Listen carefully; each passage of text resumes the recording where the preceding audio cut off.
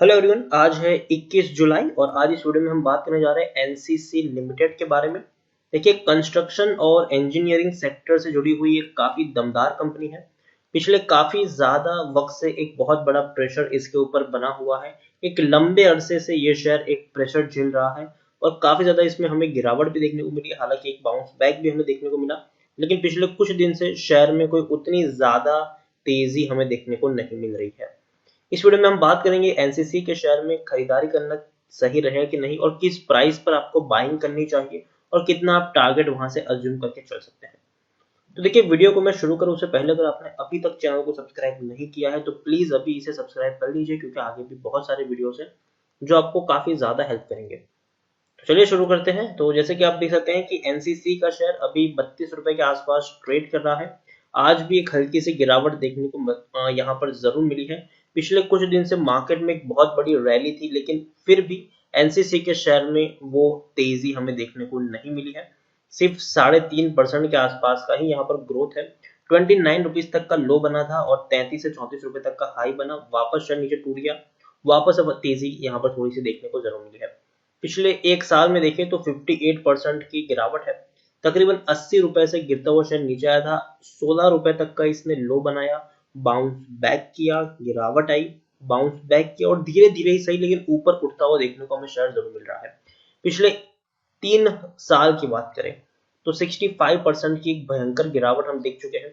140 रुपए तक का हाई था और शेयर टूटता ही टूटता नीचे आ गया।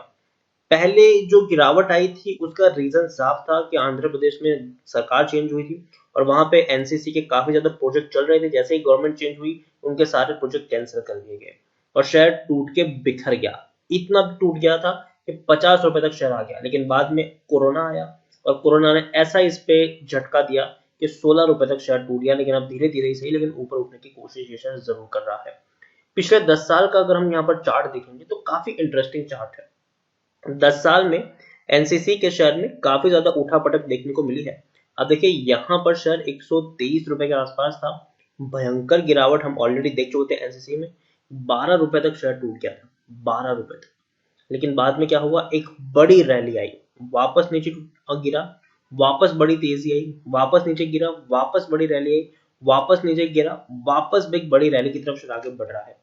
देखिए, एक चीज यहाँ पर क्लियर है कि ये वो शेयर नहीं है जिसे आप आज खरीदो और 5-10 साल के लिए भूल जाओ। जी नहीं, ये वो शेयर है जिस पर आपको नजर रखनी है। गिरावट आए खरीदारी करो, प्रॉफिट हो जाए तो बेच के एग्जिट कर लो। कोई इसको होल्ड करने का लंबी अवधि तक कोई फायदा नहीं। लंबी अवधि का मतलब मेरा यहाँ पर 5 या 10 साल का टाइम का होराइजन है, ठीक है। 5 या 10 साल के लिए आप इसको होल्ड नहीं कर सकते हो।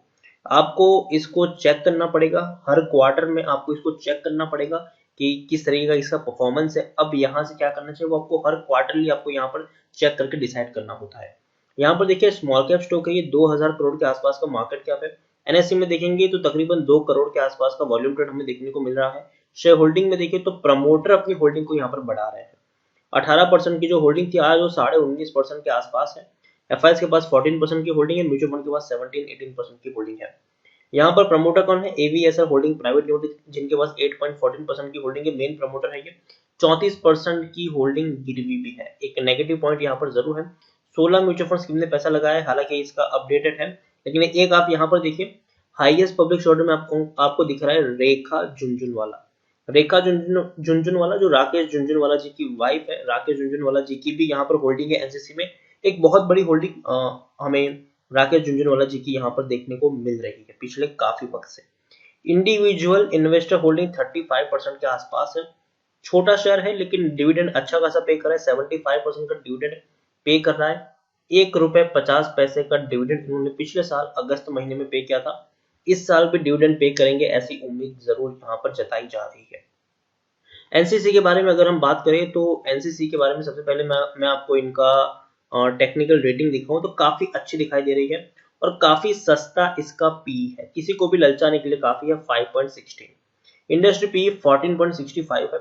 बुक वैल्यू 83.72 है। प्राइस टू बुक वैल्यू 0.39 है, काफी सस्ता आपको देखने को मिल रहा है।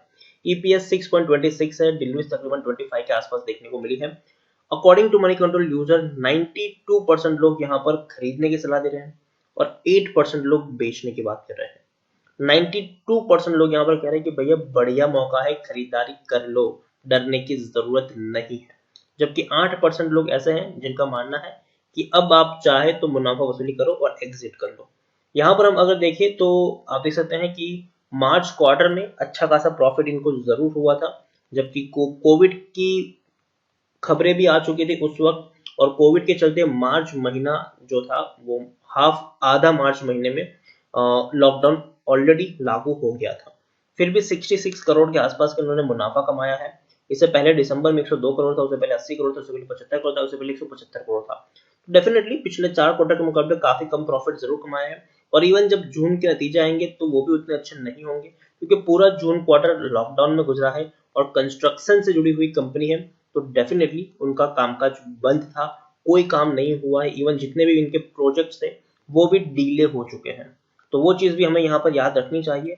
लेकिन एक चीज अच्छी हो सकती है एनसीसी के बारे में फ्यूचर की, अगर मैं बात करूं तो जितनी भी चाइनीज कंपनियां थी जो कंस्ट्रक्शन का काम संभाल रही थी इंडिया में, अब जो बाइकआउट चाइना का ट्रेंड चला है उनसे काफी सारे प्रोजेक्ट स्टेट गवर्नमेंट की तरफ से खींच लिए गए हैं। तो उनको जो प्रोजेक्ट ऑलरेडी स्टेट गवर्नमेंट ने अलोकेट कर लिए थे चाइनीज कंपनी को, उनसे अब प्रोजेक्ट वापस ले गए हैं। तो कहीं ना कहीं उन सबका फायदा एनसीसी को मिल सकता है, जो इंडियन कंपनीज है उनको कहीं ना कहीं इसका फायदा मिल सकता है। और कहीं ना कहीं एनसीसी को भी इनका जो नतीजे हैं वो शायद 1-2 क्वार्टर बाद अच्छे आने की हम उम्मीद भी कर सकते हैं। हालांकि जून के नतीजे कब आएंगे इसके बारे में कोई अभी तक डेटा सामने नहीं आया है, लेकिन एक अगर शेयर होल्डिंग पैटर्न आ चुका है जून का, और वाकई में वो मिक्स्ड है, उतना अच्छा भी नहीं है लेकिन उतना बुरा भी नहीं कह सकते। प्रमोटर की होल्डिंग अगर आप देखेंगे तो थोड़ी सी गिरी है, 19.57% की जो होल्डिंग, हालांकि पहले होल्डिंग थी 18.11%, फिर मार्च में बहुत बड़ी होल्डिंग प्रमोटर ने खरीदी 19.57%, जून में थोड़ी सी होल्डिंग प्रमोटर ने बेची है, 19.31% की होल्डिंग प्रमोटर के पास है। लेकिन एक अच्छी चीज इसमें यह है कि प्रमोटर जो है वो गिरवी रखे हुए शेयर्स को छुड़ा रहे हैं। पहले 36% की होल्डिंग गिरवी थी, बाद में 34% की होल्डिंग गिरवी रही, अब 29% की होल्डिंग गिरवी है। मतलब बहुत सारे शेयर्स जो गिरवी थे उसको छुड़ा लिया गया। तो ये एक पॉजिटिव चीज आप यहाँ पर कह सकते हैं। लेकिन एक नेगेटिव इम्पैक्ट भी है यहाँ पर कि एफआईज कंटिन्यूअस अपने शेयर्स को बेच रहा है। पहले 17% थे, बाद में 14 रहा, अब 11% के आसपास एफआईज की होल्डिंग है। उससे कई ज्यादा बड़ी क्वांटिटीज में म्यूचुअल फंड यहाँ पर बिकवाली कर रहा है। 26% थी, बाद में 22, बाद में 18, अब 13%।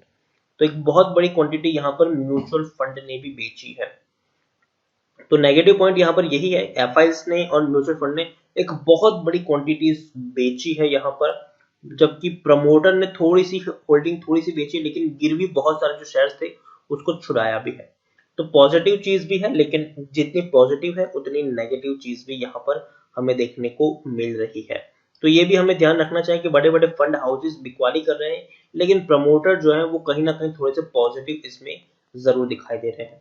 ओवरऑल एनसीसी के बारे में अगर मैं बात करूं तो डेफिनेटली जैसा कि मैंने कहा कि पेशेंस चाहिए इस शेयर में आपको। ये नहीं है कि आज पैसा लगा दिया और आप उम्मीद कर रहे हो कि एक हफ्ते में, 2 हफ्ते में या फिर एक महीने में आपका पैसा आपको 15-20% का प्रॉफिट हो जाए।